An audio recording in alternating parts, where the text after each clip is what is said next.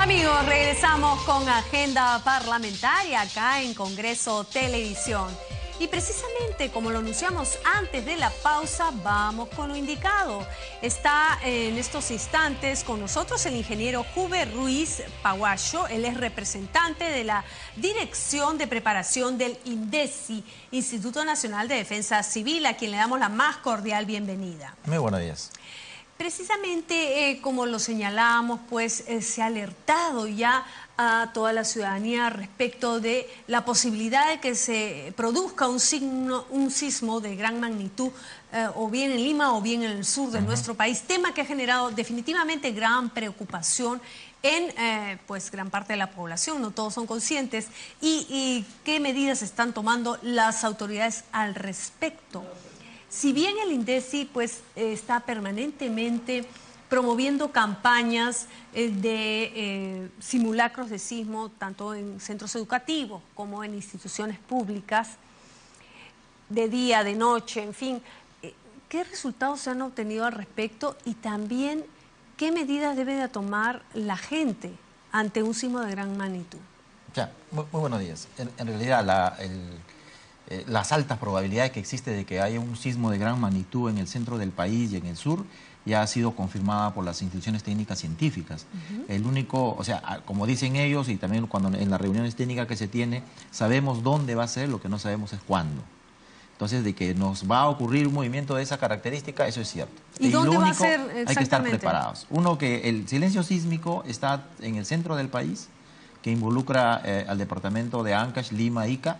Y lo otro está el silencio sísmico en el sur y norte de Chile y sur del país, que son también ahí, hay una zona de Tacna, Arequipa, que es la zona que también está, ahí hay un silencio sísmico que es preocupante y que en algún momento eso va a devenir en un sismo de gran magnitud y probablemente seguido de algún tsunami. Entonces, nosotros como INDECI y en base a la institución nos preparamos para el peor escenario. Si me permite, ¿eso de silencio sísmico a qué se refiere? ¿Que no se han estado dando temblores? ¿O claro, o sea, un sismo de gran magnitud no ocurre en Lima después de 1746. O sea, estamos hablando más de 200 años con esas características.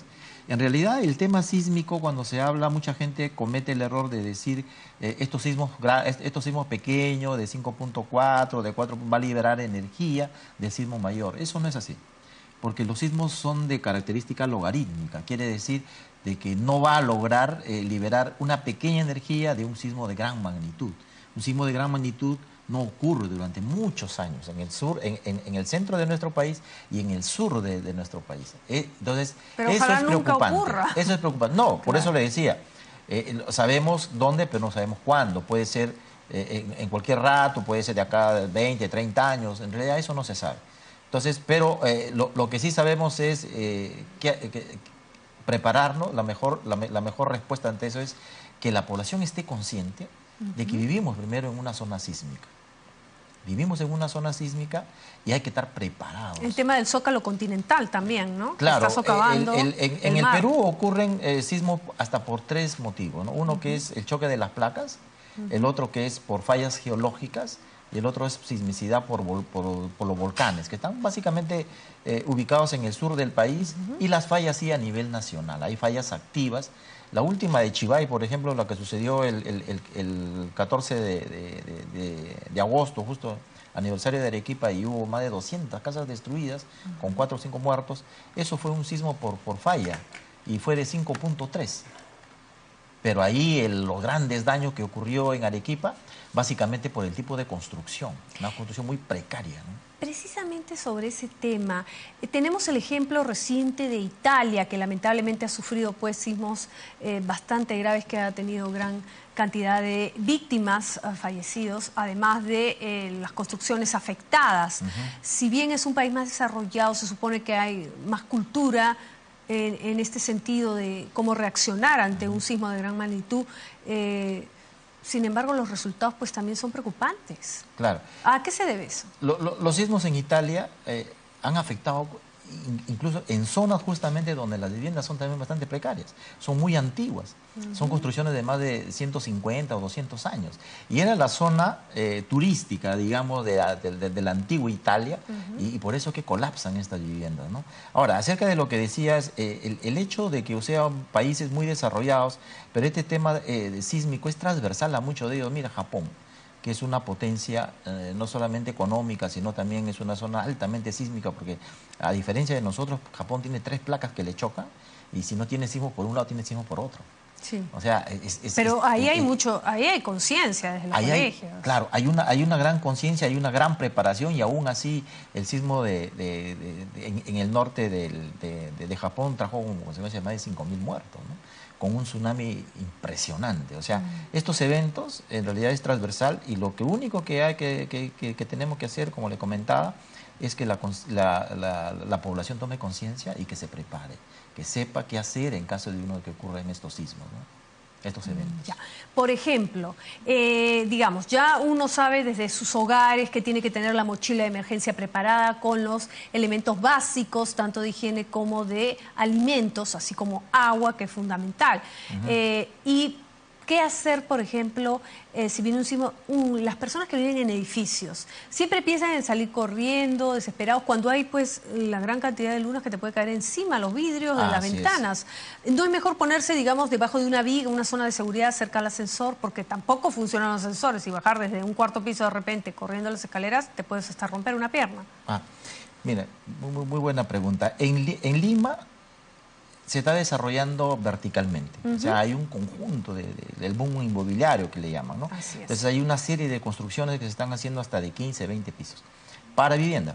Entonces, se supone, y tiene que ser así, que estas edificaciones tienen que estar ya construidas con el criterio sismo resistente. Y este criterio sismo resistente en el Perú se ha hecho incluso más riguroso a partir del año 2007, después del sismo de Pisco. Se modificaron algunos articulados en el Reglamento Nacional de Construcciones con la finalidad de prever las futuras construcciones y que tengan este criterio de seguridad. ¿Y quién está haciendo ese control en las nuevas construcciones para evitar que después uno se vea sorprendido, que se rajó, que se cayó? Claro. Ahora le corresponde eso a las municipalidades, ¿no? O sea, toda la municipalidad tiene que hacer el seguimiento, no solamente la aprobación. Fíjese, cuando hay una construcción nueva en nuestro país, y según la normatividad, establecen ahorita delegaturas ad hoc. Quiere decir de que el empresario, el que propone la construcción, tiene que en planos primero verificar o acreditar de que la edificación está construida con sismo resistencia, que esté segura. Pero él puede decir eso para vender, porque claro, es un negocio. Pero lo aprueban en una comisión en donde incluso hay un delegado ad hoc por seguridad, y la municipalidad aprueban ese plano. ¿Y tienen los técnicos especializados los municipios? Se tienen que implementar si no lo tuvieran. Porque ya pero, o sea, el INDECI no participa en eso. Participábamos en un inicio con las delegaturas ad hoc, pero ahora, según la nueva ley, ahora esto se ha trasladado a que sean ya los municipios los que determinen este requisito de seguridad. Pero eso es un tema preocupante, porque INDECI obviamente es, digamos, la institución calificada para dar la garantía de que es una construcción verdaderamente de sismo resistencia, antisísmica y con las exigencias del caso. Podemos ver incluso edificios nuevos, hace poco salió en un reportaje de un programa dominical, edificios nuevos que tienen menos de 2 años de haber entregado a sus propietarios y ya tienen fallas, por ejemplo, en el sistema de agua o en los pisos, se están levantando, los parquets, o sea, daños. Pero que si bien ¿quién es cierto se responsabiliza en esos casos? Lo que yo ¿Qué le pasa decía, con los municipios? O sea, lo que yo le decía, ¿se tiene que cambiar la normatividad? Los municipios son los que tienen que trabajar en el tema de la seguridad, porque ya sí lo establece la norma. Entonces, si ellos van a hacer el seguimiento, capacitados para las exigencias del caso, claro. O sea, no estamos hablando de un tema simple, estamos hablando de un tema grave, se trata de la seguridad de toda la ciudadanía. ¿Cuánto están ellos implementados con su equipo de ingeniería? Al menos en Lima, donde hemos tenido la oportunidad de conversar, ellos tienen equipos técnicos que no solamente tienen que supervisar en plano, sino también ya en obra. Cuando se está construyendo, hay una comisión técnica que tiene que ir a ver de que las construcciones que se están realizando cumplan con los requisitos que establece la memoria descriptiva, o sea, el expediente técnico. Discúlpeme que sea mal pensada, pero ¿qué tal si el empresario le paga a ese funcionario? Bueno, ahí ya tienen Da un informe positivo y de repente es negativo. Claro. ¿Quién nos va a garantizar eso? O sea, yo como comprador, el ciudadano que pasó por ahí se le cayó encima el edificio en un terremoto. Lamentablemente está en esa posición, ¿no? La normatividad ahora establece que sean los municipios los que establecen... Debería haber un ente único, en este caso el haber, INDECI, ¿no? Para eso es el Instituto Nacional de Defensa Civil. A nosotros ahora prácticamente estamos entrando en la gestión reactiva. Nos han dado la competencia para la preparación a la población. Toda la parte de la recomendación que hacer durante un sismo y la parte reactiva, o sea, atender ya a los damnificados. Esa es la nueva competencia que tiene ahora el INDECI. Por eso es que ya la parte de prevención, la parte de reducción del riesgo, ya no lo tiene como competencia el INDECI, sino lo tiene otra institución nueva creada en el gobierno anterior que se llama el CENEPRED y casi todo lo que le estábamos hablando de la verificación de las condiciones de seguridad se lo ha trasladado a los gobiernos regionales y locales, ¿no? Pero el CENEPRED, esta institución nueva creada hace 3 años, como bien nos manifiesta, pues tiene realmente el personal calificado, está viajando a todos los municipios, especialmente en Lima, ¿no? No solo en el interior del país, que también está creciendo verticalmente en varias ciudades, como para garantizar que realmente estas obras pues tengan la rigurosidad, las exigencias que establece la normatividad para hacer construcciones de sismo resistencia. Desconocemos. Yo quisiera, bueno, esa pregunta debería responderlo los técnicos del CENEPRED, porque ellos son los que ahora tienen en competencia el proceso de la prevención, y más bien habría que correr el traslado a las instituciones que le corresponden en su momento, ¿no? Ellos deberían de decirlo, porque esto ha sido pues constituido de hace más 5 años, ¿no? Volviendo al tema de la prevención que usted nos comentaba, además de las campañas que realiza el INDECI, de los simulacros de sismo, ¿qué recomendaciones daría, no solo a las personas pues, que viven en edificios, como ya bien lo ha señalado, buscar zonas de seguridad, debajo de vigas o cerca de la zona del ascensor, sino también, digamos, al transeúnte, por ejemplo, al peatón? Lo agarra un terremoto, Dios no quiera, en la calle. ¿Qué hacer en ese momento? ¿Dónde ubicarse? Claro, a ver, eso es dependiendo de dónde me encuentro, ¿no? Imaginémonos Girón de la Unión, toda la zona ahí antigua de Lima, un peatón sabe de que al costado hay edificios antiguos, balcones que puedan colapsar, como ya ocurrió hace poco. Entonces, el peatón lo que tiene que buscar y ver es dónde encuentro yo una zona libre, un pequeño parque, una zona libre, lejos de aquello, una plaza, y poder evacuar hacia ese lugar, ¿no? Ahí está el problema. Por ejemplo, en el 2007 en Pisco, la mayor cantidad de heridos se encontró en las calles, porque comenzaron a colapsar las fachadas. O sea, nadie le asegura que la construcción que está a su lado está bien edificado. Recordemos que más del 80% de las construcciones en el Perú son informales. Son por autoconstrucción, o sea, nada te asegura el hecho de que el mayor riesgo está hacerlo, ¿no? En las zonas, bueno, digamos, la zona del centro histórico, la parte de las construcciones antiguas o también de repente determinada zona de Barranco o en otras zonas del país. Pero, digamos, las zonas urbano-marginales serían las de mayor riesgo. Así es. Con la Universidad Nacional de Ingeniería, la UNI, se está trabajando un mapa para Lima de los suelos con mayor aptitud como para poder soportar un sismo de gran intensidad. Entonces, se está mapeando los lugares más críticos, por ejemplo, Chorrillos, la zona de donde está el lago, la laguna, sí. Es una zona bastante crítica, ¿no? Igualito Ventanilla, Villa El Salvador, que tienen suelos arenosos. La Molina también. Así es, La Molina por su tipo de suelo. Y en toda la periferia que usted decía, de la zona de San Juan del Lurigancho, incluso se cayó una casa en el último sismo. Todo eso, ¿por qué? Porque ahí están construidas las casas en laderas de los cerros y sobre pircas, construcciones totalmente inestables. Entonces, ahí están las zonas más vulnerables, ¿no? ¿Qué hacer ante ello? Imagínense, yo le decía, más del 80% de construcciones son informales. Entonces, ahí tenemos que saber dónde me encuentro, cómo está construida mi vivienda, y yo poder, si estoy en una zona, si estoy en un edificio, que mi construcción es sismo resistente, ubicar las partes estructurales y quedarme sobre ella. Pero si la construcción no obedece el criterio sismo resistencia y es muy vulnerable, es tratar de ir hacia una zona externa de seguridad, porque ahí no te va a garantizar nada. Si me permite, en las zonas, digamos, de las laderas, de los cerros que usted manifestaba, ¿no es importante también que participen los municipios dando charlas precisamente a toda la gente, en este caso los que viven en asentamientos humanos, en fin, para que ellos que hacen autoconstrucción sepan de la importancia de brindar la medida de seguridad? Y por supuesto también cada casa sembrar un árbol. Eso también hace que el suelo de repente, digamos, no se venga puesto abajo, que las piedras, las rocas, claro, las piedras. Hay un conjunto de medidas que nosotros lo denominamos de mitigación Ajá. o de reducción de riesgo que van a que van de alguna a ayudar a que los suelos se consoliden y las construcciones mejoren. El tema, fíjese cómo, y volvemos al tema ya de cómo las municipalidades tienen que intervenir en verificar de que se hagan buenas construcciones, ¿no? Entonces, ahí es donde se debe trabajar. Hace un tiempo nosotros como INDECI, hace unos 3 o 4 años, hicimos un trabajo en varios distritos, más o menos con la característica que usted decía.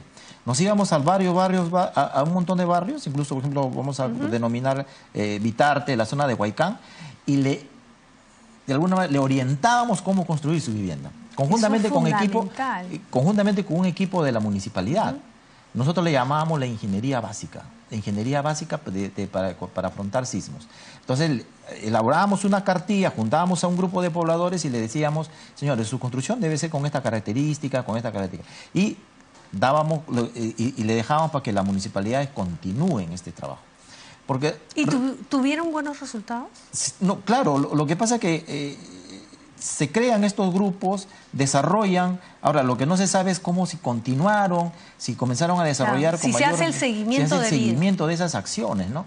Ajá. Recordemos que la gestión de riesgo de desastres, ahora con la nueva ley, es una política de Estado. O sea, debe de ser implementado por cada gobierno regional y local dentro de sus planes ya a mediano, corto y largo plazo. Atención, entonces. Fíjese, un sismo de esa magnitud, en el peor escenario, nosotros tenemos un estudio realizado por Predes y la UNI en el año 2009 y se hablan más de 60.000 muertos con un sismo de 8.0. Pero lo que se está esperando es un sismo de 8.5, o sea, incluso un poco más. Entonces, imagínense ya la cantidad de elementos vulnerables que hay en nuestra ciudad. Entonces, es momento que las autoridades tomen cartas en el asunto.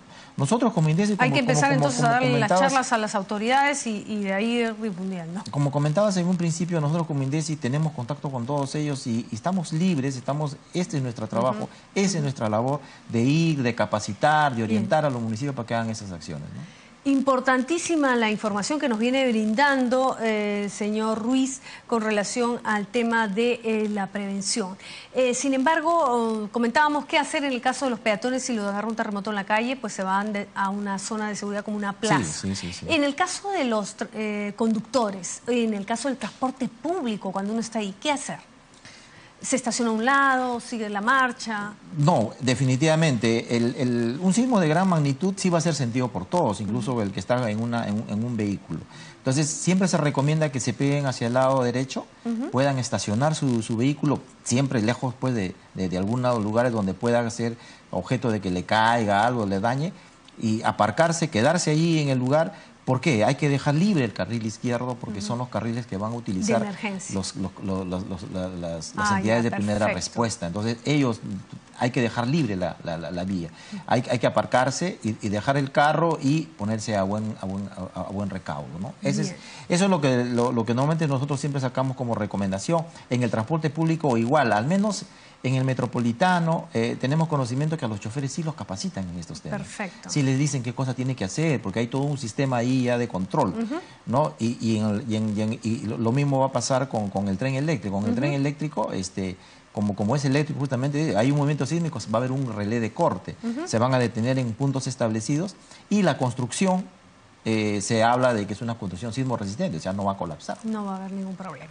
Bien, muchísimas gracias por estos alcances. Antes de finalizar, pues las recomendaciones con relación al tema del fenómeno del Niño, que año a año vemos que definitivamente pues afecta a diversas zonas de nuestro país. Sí, acerca del fenómeno del Niño, fíjese, hace poco salió una publicación de las Naciones Unidas y que nos dan casi el primer puesto en lo que es prevención y preparación ante el fenómeno del Niño pasado.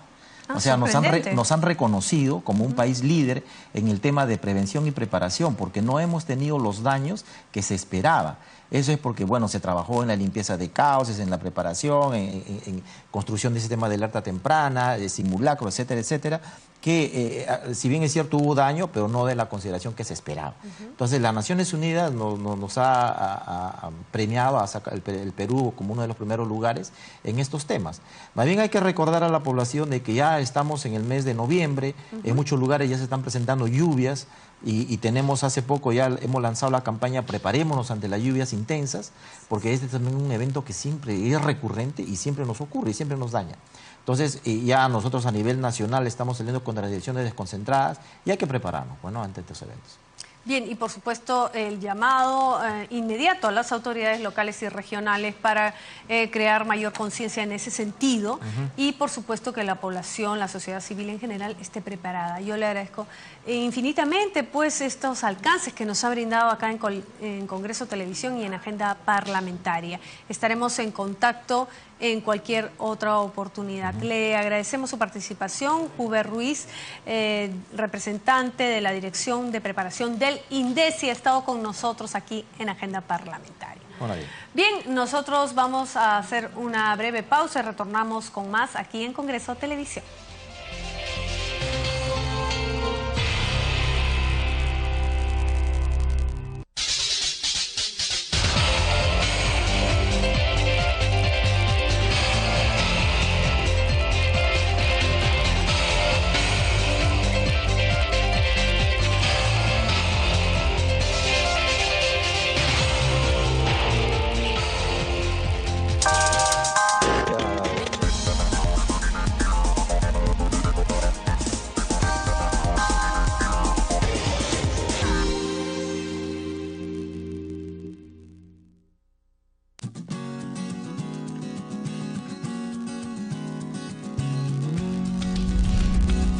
Congresistas, intelectuales y especialistas en diversos temas aportan sus conocimientos y experiencias en debates abiertos al público en general, gracias al programa gratuito Martes Democrático. A través de conferencias y seminarios podrás participar y exponer tus puntos de vista sobre temas de interés público y nacional. Para obtener información ingresa a la página web www.congreso.gov.pe y haz clic en los links Portal del Ciudadano